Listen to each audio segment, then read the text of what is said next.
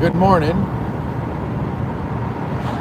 Sorry, I started the live video and then I forgot that I started the live video. I apologize for my streaky windshield. I ran out of washer fluid this morning and it didn't get much done. What is that sticky foam that is windshield every morning that was never on my windshield no matter where I lived ever since I started driving? What is that? Other people complain about it too. Anybody know? Anybody have an idea? Good morning, Peter. Good morning, Dustin. How are you? Dustin, ladies and gentlemen, has been so kind as to donate to the Digital History Pioneers and George Tyler Moore Center by buying a ticket that he is not going to be able to use and give it away to a lucky patron. Well, he didn't ask for a patron, but I'm going to offer to a lucky patron who might want to come but might otherwise not be able to, maybe afford it or something like that. If you're a patron, stick around at least till July, because end of July, because we'll have some type of it's got to be some kind of a contest. You got to do something for it. I can't. I don't know. I got to figure out a fun and fair way to give that ticket away. But everybody thank Dustin for his generosity. Thank you, Dustin. Hey, I reminded you a few weeks back. You'll have to refresh my memory. I get a lot of information coming into my ears and eyes every day, and I forget. Oh, you're talking about the windshield? What was that? Thank you, Michael, for applauding Dustin. Yes, let us applaud Dustin. Good morning, Jeff. Jeff, tomorrow, if you can get to the show, I think Dave has it set up for 2, but if you get there at 1:30, and I have to apologize to you in advance. I don't mean to rush you, but we're probably going to do it as a quick show for a couple reasons. One, I don't have a foundational knowledge of baseball to ask good questions, so it's most likely going to be you and Lewis telling me stories, which, you know, can only last so long. And then the second thing is, the most important thing is, I only finished the July 1st episode yesterday, and it's uploaded and scheduled and ready to go. But I've got 2 more episodes that need to be edited, uploaded, and scheduled. And not enough time. Not enough time. So that's why I'm coming in at these ungodly hours every morning, because I have to, you know, I gotta use every minute I can. So I just talked to Lewis, and I apologize to him too. So we're gonna do it quick. So if you can come at 1:30 instead of 2, that would be fantastic. And also, Mikey, I'm gonna call you later because I need you for the cameras if you're still there. All right, let's see.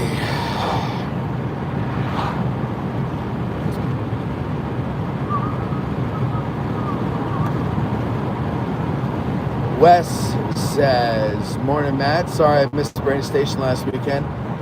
Yes, Wes, I noticed that. I hope everything was okay. And, you know, your last name looks familiar. Do you have relatives in Pennsylvania, or that maybe at one time lived in Pennsylvania up around Williamsport? Jeff says, way to go, Dustin. That is true. Way to go indeed. Peter says, windshield fluid. I asked if you checked lately. Oh. You did, and I refilled it. So I'm very, and I get this from when I used to do video, cleaning lenses. I hate any speck on my windshield. And so I go through washer fluid like a madman, and I just have been working too much that when I leave the office to go home, I don't make any stops. I just go straight home to collapse. So I have not kept up on my windshield washer fluid, which I just discovered this morning. And it's driving me absolutely insane to drive in this filth.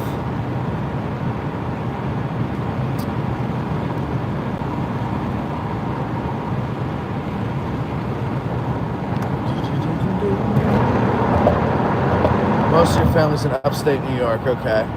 Did any member of your family ever live in North Jersey and then move to the Williamsport area? Good morning, Rich. How are you? For those of you just joining us, forgive me for the whatchamacallit.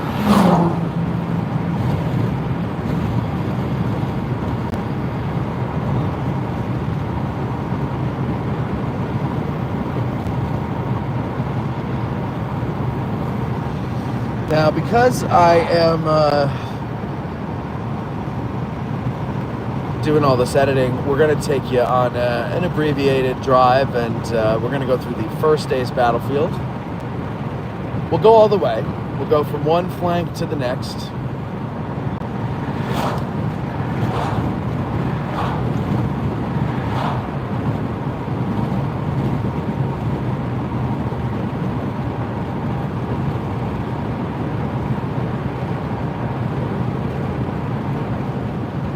Peter, I don't know if it's sap, because no matter where the car is,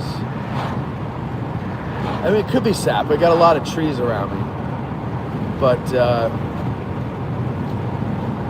I don't know. I heard other people complaining about it, and they live in town. Not that there aren't trees in town, but not like this. Could be sap. I don't know. Richard says, excited for anniversary week. Have a plan this year? No, I don't. I haven't even thought of that. I know there's a lot of people in town.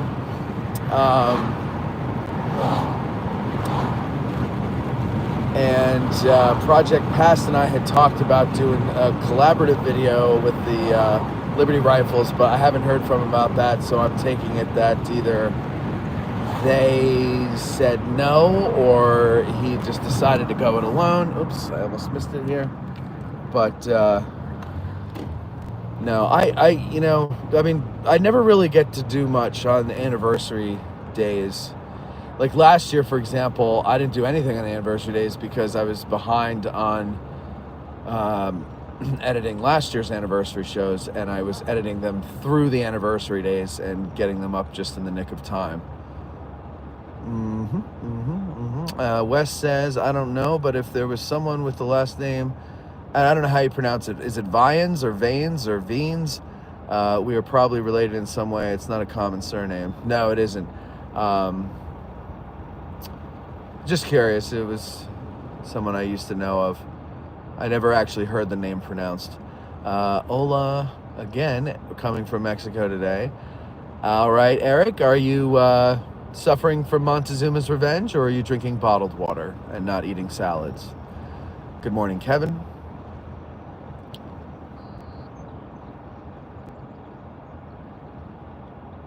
Peter, you're going to the Daniel Lady Farm? Rich says, Matt, you work too much. Go out and enjoy yourself a little. I don't have time. I don't have time to enjoy myself. I don't have time.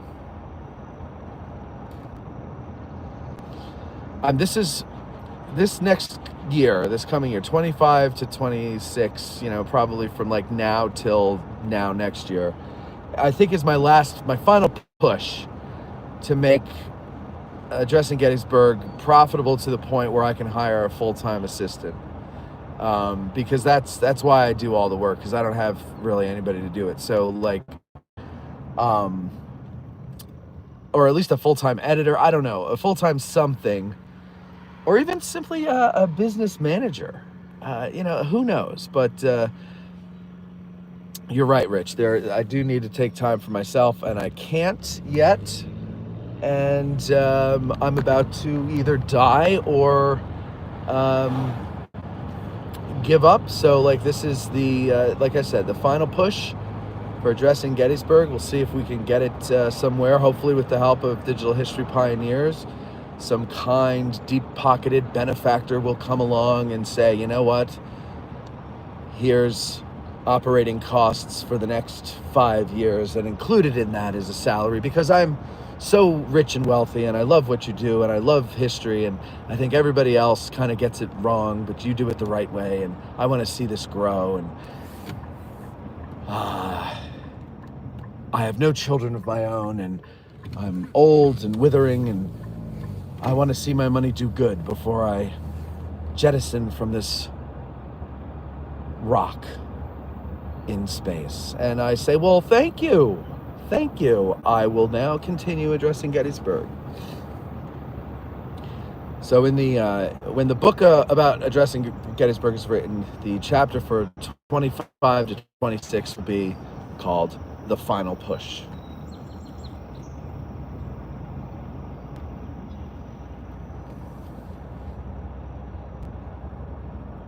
Vian. Oh, Vians. Okay. Vians. That was the one thing I didn't guess. Peter says, no, I just heard it was going on. Last weekend was Bunker Hill. Oh, yeah. Yeah, I don't keep up with all the reenacting events. I think, I might have talked about this on a drive before, but I was having this conversation with somebody the other day. Reenactments to me don't have the allure, the charm that they did when I was younger. When I was younger, I thought it was cool.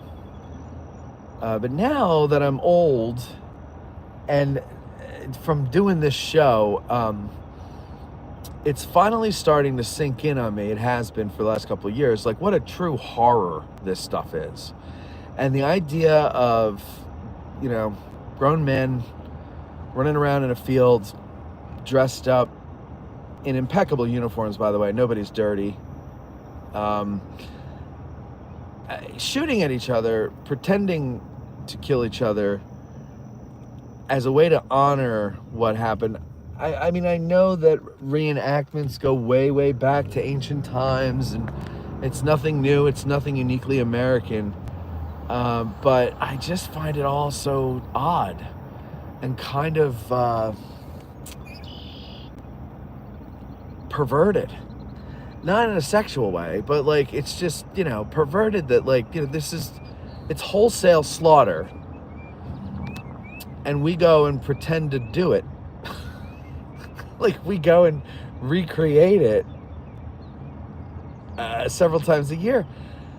I don't know. I don't know if other people feel that way, but I have a kind of a unique experience with all this because of doing the show. I'm constantly talking about it, and the more you talk about it, the more you start to actually be able to visualize it better and smell it better and feel it better. Like you can just put yourself there. And so like now, like for the example, the movie, as much as I love the movie, I watch it and I just kind of, it's like cartoonish to me now. I don't know. I don't know if other people feel like that. And I'm not putting reenactors down, or I know somebody's going to be like, oh, why gotta bash reenactors? I'm not bashing reenactors. I'm questioning our mindset that we just go to that and either view it or participate in, and not for a minute take a pause and go, how weird is this?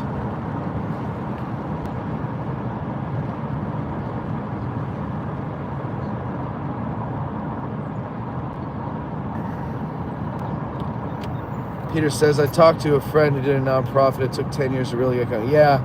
Oh, yeah, I know. Well, look. Do I expect that some rich old person with no heirs is going to come along and dump all their money into a nonprofit for little old me? No, I don't. Because we're doing something new, and a rich old person isn't going to understand something new. They're going to wonder why it's not the way they're used to. And so they're going to give their money to something that resembles what they know. But we have received some beginner's luck so far. And so that is helping with some things.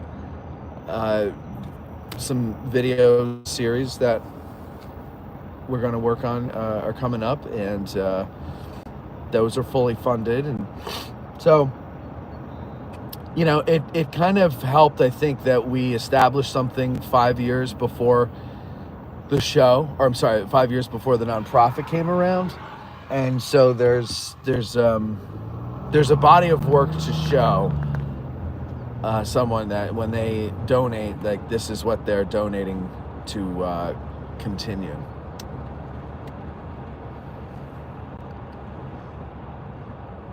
And Peter admits that, well, the reenactments got a bit stupid. Why do you say they got stupid? You tell me why you say, and then I'll tell you why I think after. Play a little game like that. Phil, thank you very much for windshield fluid. Thanks. I just haven't had the time, folks. I could afford it. But thank you very much, Phil. I appreciate it.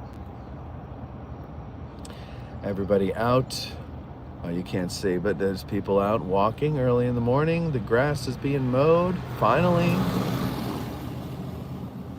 Melissa says, good morning. Man, it's a beautiful day in the Berg. It is. Gorgeous day. 7:33 and 76 degrees. You know, people are running around going, oh, it's so hot. I love it. I love it. I love not having to wear a jacket when I take the dog out at night. I love it. I love the feeling of sweat on my brow, for I feel alive. I love it. I love the hazy pink, yellow, and orange sunsets of a summer eve. I love it. That's all I've got.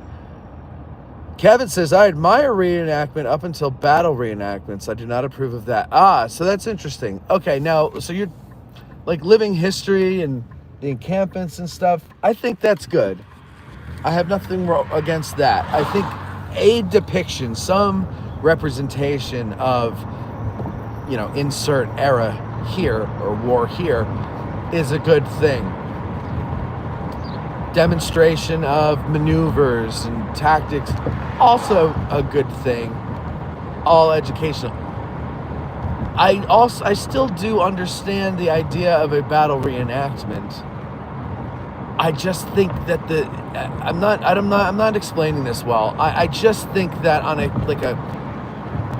on a human level or a psychological, I'm not sure what I'm saying here, but it's just odd to me.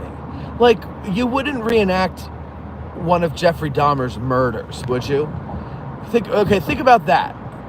Jeffrey Dahmer had what, 20-something victims? Something like that, 30? I don't remember how many it was. Now, imagine on the anniversary of each of their deaths, people get together. I don't think Jeffrey Dahmer's apartment building is still standing anymore, but let's pretend it was. They get together, and inside the apartment are all these cameras, and they reenact the murder of each of his victims. How effed up would that be, right? We would look at those people as weird. Like you got the Lizzie Borden house. You can go and see where she murdered her family. I think that's odd that you would want to go and see that. I think it's strange. And I think it's like perverse. So now, what is the difference between an individual victim of Jeffrey Dahmer and what's that? Oh, they're just saluting me as I go by. Hello, guys. How you doing? Oh, that was nice. What's the difference between an individual victim of Jeffrey Dahmer and thousands of victims of failed politicians in Washington? It's all murder. It's all death. It's all sad.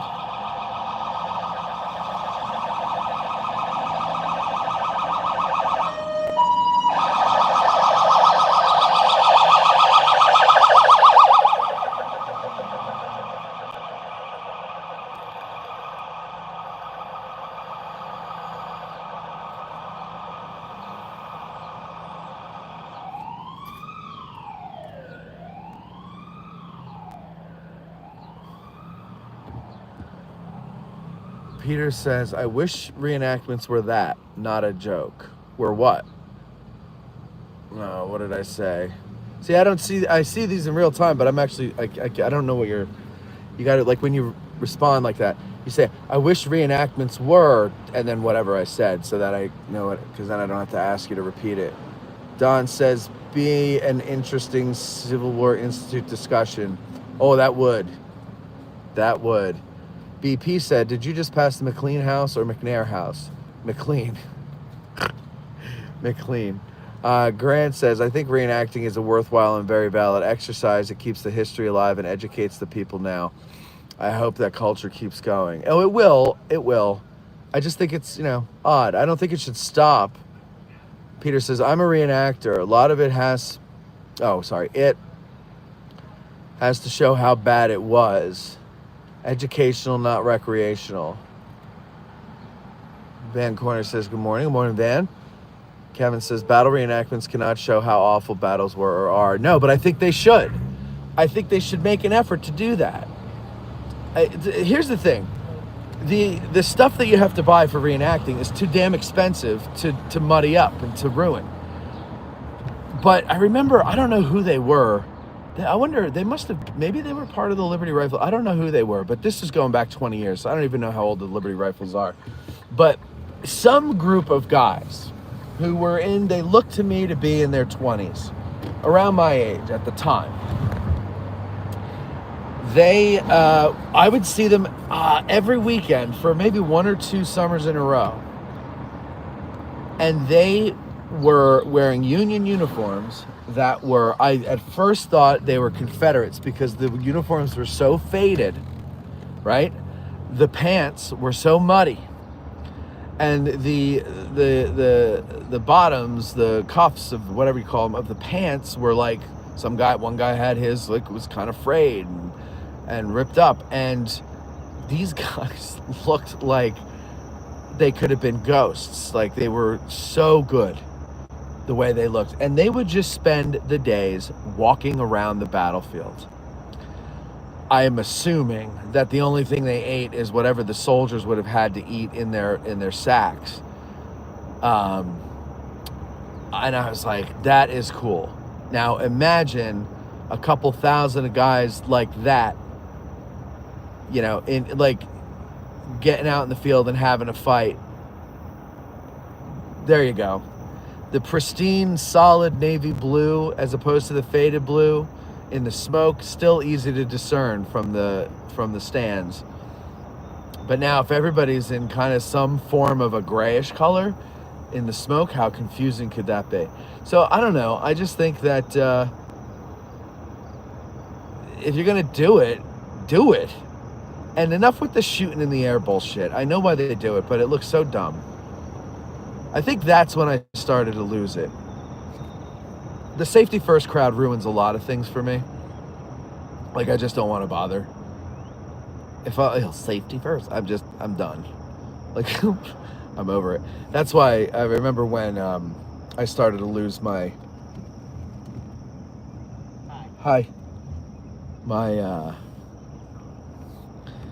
I don't know if the word is faith or whatever, my warm feelings towards the park was when, they changed the hours to, sundown, especially even in the summer, and tried to tell us, well, you actually gain time by not being able to go out until 10 o'clock. And then the answer was, well, safety first. It's always safety first. And it's like, okay, I get like most people are afraid of their own shadow, but I'm not. So when you tell me safety first, my answer is don't baby me. You know what I mean? So like, I don't know. I just lose interest when that comes to me. Grant says, I'm amazed at the attention to detail the reenactors go to, the time they put in preparing their gear, the long hours in hot sun doing battle. Well, you better talk to some reenactors because I hear a lot of them making fun of people who are not particularly good at that.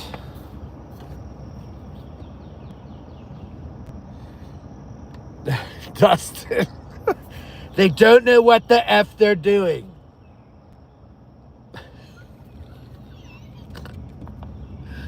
Kevin agrees with Peter. Alicia says maybe they are heading to urgent care. Grant, see, when people go, I don't understand aging today. I don't know why you do this. It's not history. That's why we do it. Because shit like that comes out of having fun. And that's an audience and a community building thing. Now we have our own lingo. You see how that works, folks? They couldn't have made movies like Gettysburg without the reenactors. The very reason many people... Okay, Grant, I'm not putting down reenactors. I'm questioning the sanity of those of us who go to watch it like it's a baseball game. You see, it's what it's depicting. Yeah, the guys get up at the end when it's over and go back to their lives. Nobody dies. But that didn't happen in real life. And you can play taps and you can take your hats off and stand in silence and do that at the end and everything. And that's a nice gesture. But I don't know. Let me put it like this. It almost comes off as like, I know it's not in the hearts of the reenactors, but to me, it mocks the death of these men.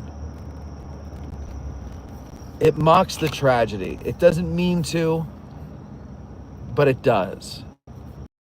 To me. But I had there was an evolution of me getting to that point. I didn't think that right away. So I understand.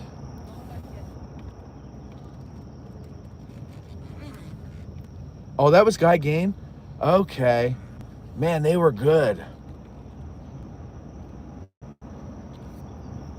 They were good. I didn't realize that was him. Okay, cool. I got to talk to him about that and be like, so what was the deal with that? Because that was like the coolest thing. There's a turtle. I almost ran it over. Here, let me back up a bit so you can see him.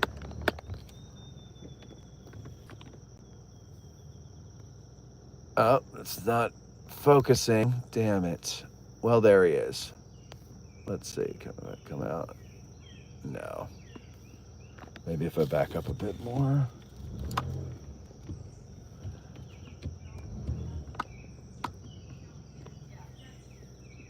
There he goes.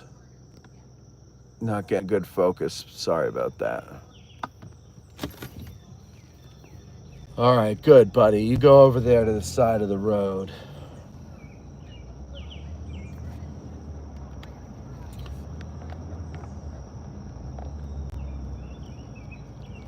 Well, then, if that was Guy's group, then I apologize to Guy because I thought you guys were around my age, but I don't think you are.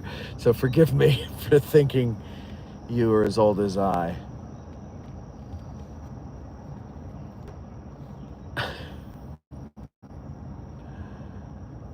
Those boys were really just about homeless. Oh, for real?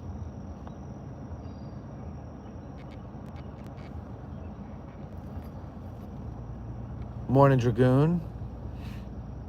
Morning, Michael. Our uniforms never get washed. The stink is real. We do more juried events. What's a juried event? See, that's good. Don't wash your uniforms. How many reactors did they use for the movie? I think it was 5,000. Is that right? Peter Zach said, I think a lot of Civil War reenactors took a step backwards from the 90s. They look like a bag of ass fence now. Yeah, but Peter, look at, zoom out. Look at all of us Americans. I just watched a video this morning on why Japanese people are not fat, and we are. Their obesity rate is 4.6% or something like that. Ours is 40. And it's, and this is something I always complain about, like when you try to eat healthy, it's very difficult to eat healthy on the go because everywhere you go, there's disgusting, nasty, artificial, processed or fried food, which you can easily grab in a hurry and then you eat it while you drive. Well, they have 7-Elevens in Japan, but it's all like real food, pre-packaged, pre-cooked, pre-whatever, and you eat it. And there's no crap. It's all healthy food. It's vegetables, it's meats. That's it. Even the friggin' noodles are made of rice. So they just have a much better diet over there, and they have a higher percentage of smokers. So zoom out from your reenacting group and you look at the whole society, and we all look like ass.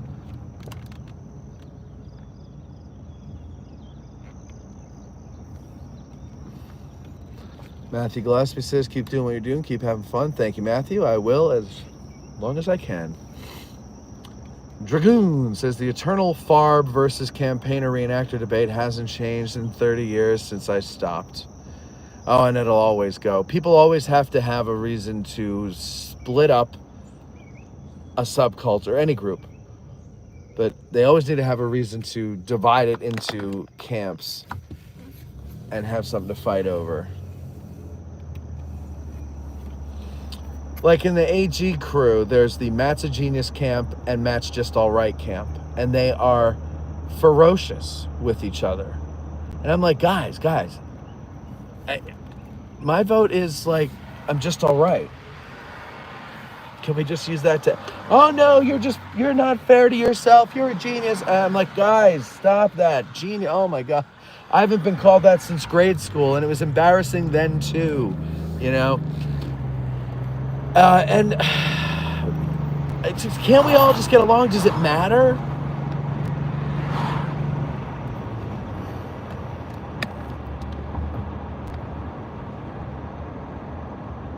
Melissa says, I personally love it when you all joke around. I laugh my ass off sometimes. Good.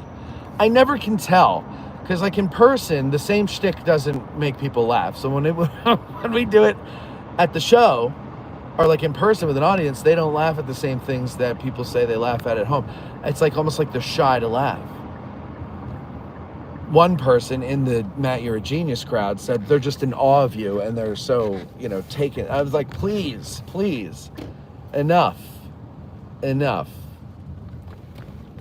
what my 7th grade teacher said when I played piano at the talent show and nobody applauded. Van says, look like Donatello. Oh, yeah, the turtle. Yeah, there you go. Okay, so that's here. Alicia says, that's dinner. All right. Turtle soup. Peter said, a lot of guys, boys are up here, and I work with one doing events.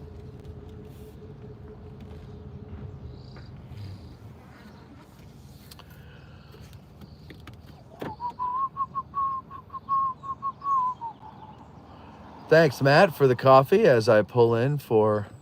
I'm actually going to get iced tea today because it's too damn hot for coffee. Maybe iced coffee. Michael says he needs to watch The Patriot again. Grant says, maybe, Matt, if you go out with the reenactors for a battle, you might truly appreciate what they... Grant, I know you like to bust my balls, but listen to me when I say to you, I am not putting down the reenactors. Okay, honey? I am saying I question the whole idea. Peter says, juried as in guidelines to event. No fictional or out-of-place uniforms, equipment, no stitch counting, but an effort to do it right. I like that. Cool. See, that's the... like, if you're going to do it like that. To me, do it right. Like, don't let people show up with, something made in China or India or whatever. I don't know. I don't know enough about it, really. I'm from an observation on the outside looking in, these are my thoughts. Yes, Michael, I love that series. Turn. That was good. Joseph says, hello from Joe, from Melbourne, Australia. We got 2 Australians. Have a nice day to you, sir. Grant says, Matt is an all right genius. Oh, there you go. That's a happy medium. I'll tell everybody when they have a fight over that next time. Alicia says, Grant, yeah, hard to clean, but it's worth it. I like it fried, but that's just me. Alicia, if you ever make some and you come to town soon after, please bring some leftovers. I'd love to try that. Peter says, I get tagged as hardcore, but I'm not. I just hide it all well. The cooler the mattress, and no one is the wiser. There you go. That's what it's all about, right? And Michael says, have a good one. Michael, you too. Thank you, Alicia. And, all right, look. All I'm saying, folks, is you wouldn't go to a reenactment of Jeffrey Dahmer's victims' murders. And to me, it's because there's thousands of them in one fight. Is it less than Jeffrey Dahmer? I don't know. Jeffrey Dahmer's more intimate? What? Grant says to go towards the ointment to clean up that rash you were talking about. Thank you very much, Grant. I appreciate that. But the ointment up here costs $27 Australian.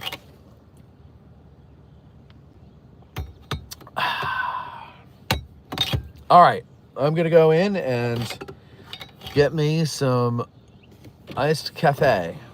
You guys have a great day.